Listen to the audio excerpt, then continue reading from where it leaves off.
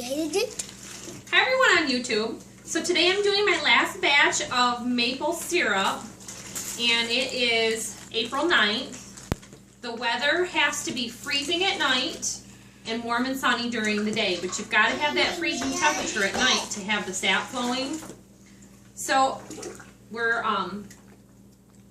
like I said, we're finishing our maple syruping, and I have pulled the taps all out of the trees and removed the buckets. This right here is almost finished syrup. We had it on the evaporator pan, our flat pan, on the fire outside. So I wanted to show you what happens after that. You've seen parts of it, but this is the filtering process. And this is a cone filter, and they actually make a setup for this that I'll get next year, but for starting out, this is a good way to do it. They have a different type that's just a flat fabric that you can clip onto your pot for filtering.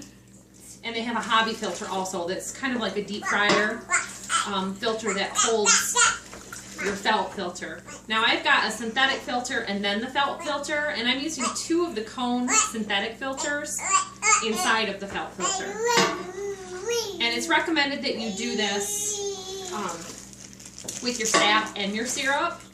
So here I'm filtering it, and it gets out the nitre, N-I-T-E-R. And nitre is sugar sand, and basically it's any debris and the sand from, not actual sand, but it filters it all out so that you have a clear product. Now you don't want to bottle a clear, a cloudy or syrup that has nitre in the bottom in a clear glass maple syrup bottle.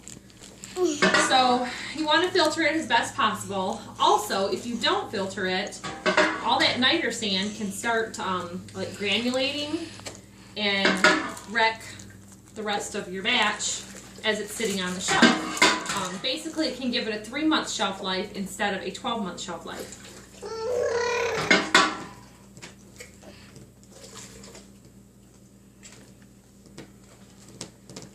Now these pots do get pretty heavy, so if you need a helper, have a helper on hand.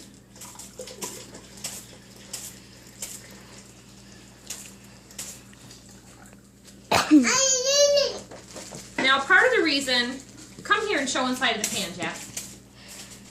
Jack is my cameraman today. Can you see the black down in the bottom of the pan?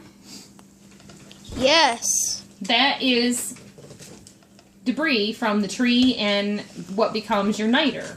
So we're pre-filtering some of that out. So some of it settles in the bottom of your pan. Some of it settles here in your filter.